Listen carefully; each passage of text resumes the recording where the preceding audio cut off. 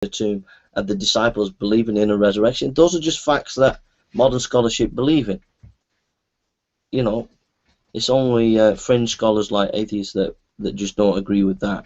But so we're not saying, I'm not saying that Jesus rose from the dead at this point. I am now. All I'm saying is we can establish factually that Jesus died on a cross. We can establish factually that he was in the tomb. We can establish factually that the early church believed in a literal resurrection of Christ. We can establish that historically, very, very solidly.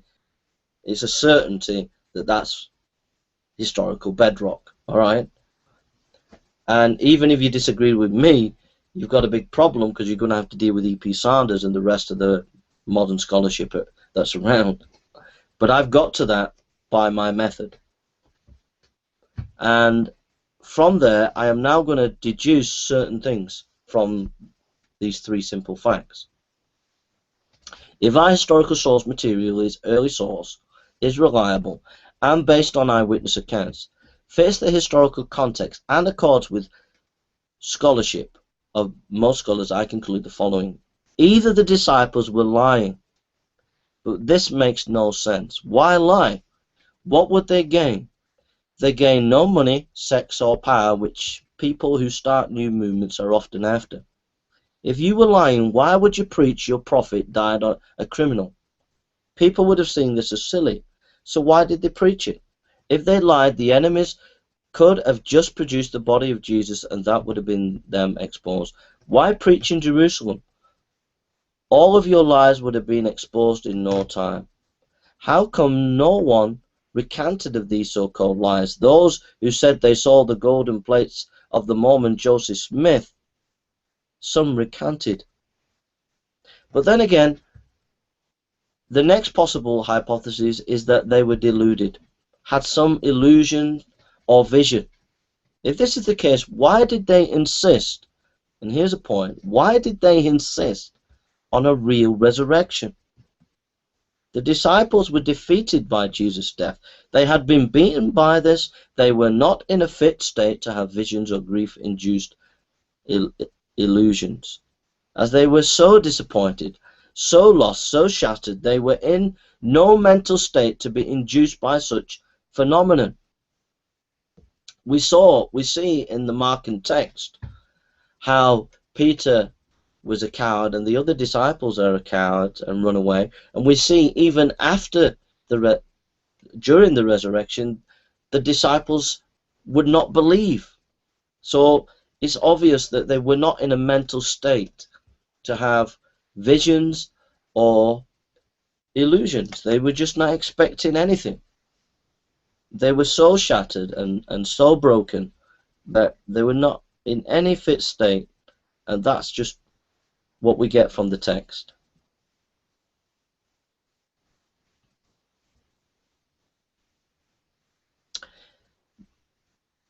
So the next possibility is that Jesus did rise from the dead. And it makes perfect sense.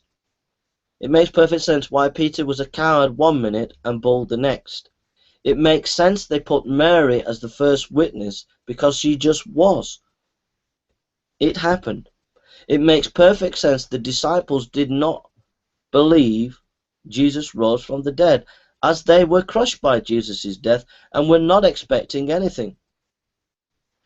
Mark is just telling us what really happened. Now you might say miracles do not happen, but that is a philosophical argument. A philosophical argument that, if it be honest, does not know, you know, here's a point. This is not in my lecture, but I'm going to just fill this out a little bit in detail. But if you say that miracles cannot happen, that is a philosophical argument, not a historical argument. And that philosophical argument is based on uniformity of nature, because nature is uniform and we don't see miracles happening anyway. The possibility of a miracle happening is just virtually impossible. But if we look at the quantum level of nature, beyond the quantum level, we don't know how nature interacts and matter interacts with each other. There's a point at which we do not know. And so therefore it is possible that something breaks into nature that we have not understand, which goes beyond the quantum level. And so therefore we should be open to the possibility of a miracle. Now you might say, well, a miracle is a supernatural event, but I would define a miracle as a sign. And so there's an important distinction there. And a miracle as a sign, it is possible that something within nature has happened, taken place, that is gone beyond the, it is beyond the quantum level of matter, that we don't understand, that breaks into our history and is a sign. And the only possible way that you can assess that is by looking at the historical data, not arguing from a philosophical point of view.